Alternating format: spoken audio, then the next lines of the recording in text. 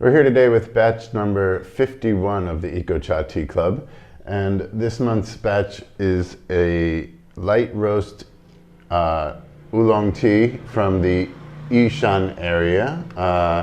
Yushan is the Chinese name for the highest peak in Taiwan. It translates as Jade Mountain.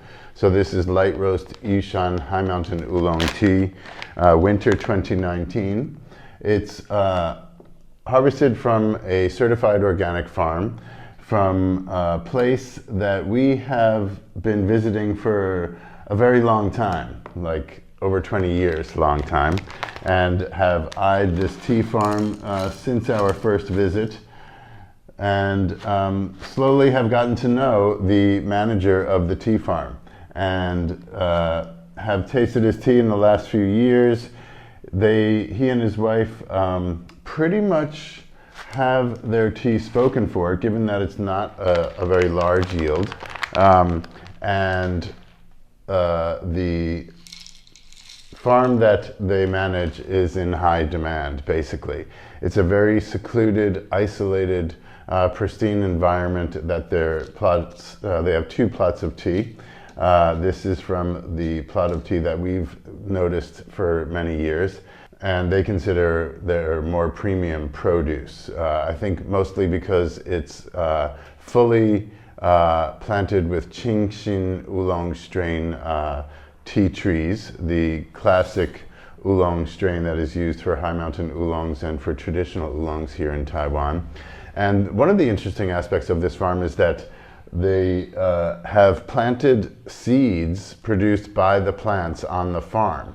So it's not very often that, particularly for conventional farmers in Taiwan, they play it safe by using clones to prevent variations. Basically, when you plant tea from the seed, the plant will naturally adapt to its immediate surroundings. It'll mutate to its conditions.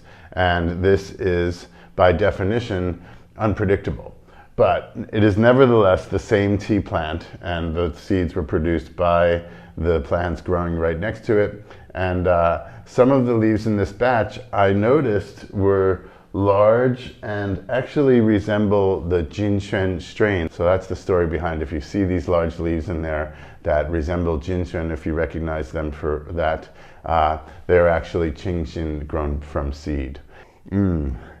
So we were lucky enough to procure a part of their produce from this recent winter harvest, despite the fact that winter produced an extremely low yield all over Taiwan. So everybody got about 1/3 of what they normally get in terms of their winter crop. And this winter crop was spoken for already before it was harvested. A tea brand wanted to buy the raw produce processes themselves for their own product.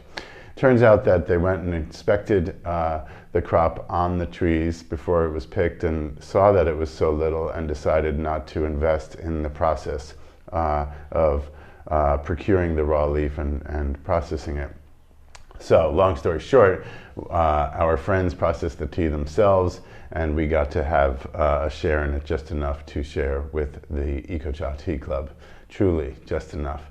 And we took the amount of tea that we procured to a good friend of ours' father, actually, who is over 80 years old, and asked him to roast it lightly. Because we got some tea from him in spring of 2018 that we really liked, and tasted his subsequent batches and realized that now that he's roasting the tea to a much lighter degree than the standard Dongding oolong, for which he is renowned for. He has won awards early on in the competition era, like 30 years ago, and has continues to have a faithful following of loyal customers to this day, for which he procures tea from his local friends or relatives and roasts it himself.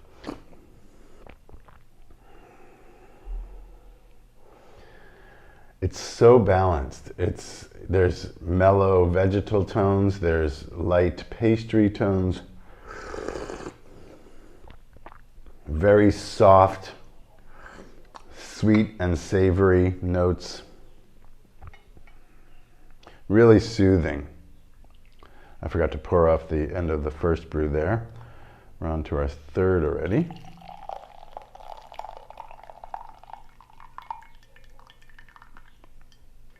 As you can see, the color is a light golden, a little bit darker than the classic High Mountain tea, which is unroasted. This has a bit of a deeper golden hue to it, but much less than a Dongding or what would be considered a roasted oolong.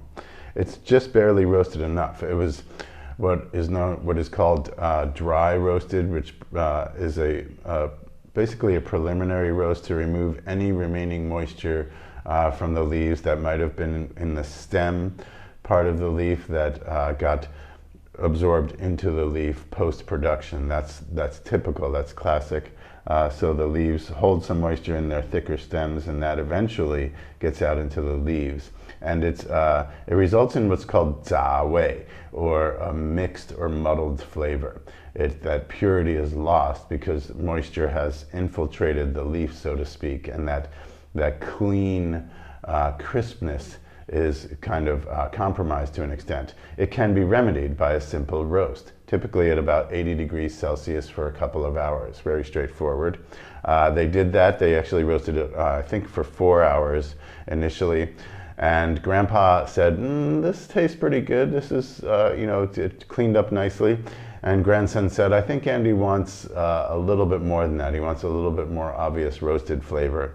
I got a sample of it after the first roast, and sure enough, I decided to go for a little more, something that would hold afterwards, that wouldn't go back into a kind of a fresher green profile. So the grandson actually took it and roasted it in a basket, an electric heated but basket roaster, for another session, and brought it to what he considered to be a more noticeable, very light roast character. And checked with his grandfather after that roast, and grandfather said, yeah, okay, this is, it's an improvement, and let's leave it at this. And I was very happy with the results after that. Second brew is definitely thicker, more heady, more nose, sweetness, something like cardamom, something like that. There's that kind of very fragrant seed herb like cardamom. I won't go as far as cumin, but something of that ground spices category.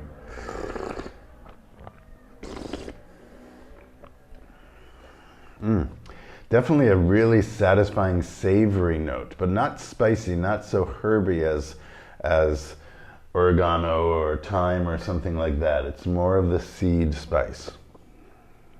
It really is soothing and satisfying, and enough character to not just be comforting. It's got something, it's got some kick. So light roast Yushan High Mountain Oolong Tea from an organic farm in Dongpu in Xinyi Township, the trailhead for Yushan Jade Mountain, Taiwan's highest peak at over 3,900 meters. We feel that this batch is truly an example of what we shoot for in the Tea Club, to produce singular batches that are not available on the market. We had to wait several seasons just to get a share in their produce, because people are waiting, and they have loyal customers that buy full day's harvest. So it was a combination of circumstances and our tenacity in asking our friends if they could share some, to be able to get this and share it with you, having been roasted by literally our favorite artisan elder. Please let us know what you think. If you haven't already, please subscribe to our YouTube channel. Leave your comments on our blog posts about your experience of this tea. Thanks for being with us, and we'll see you next month.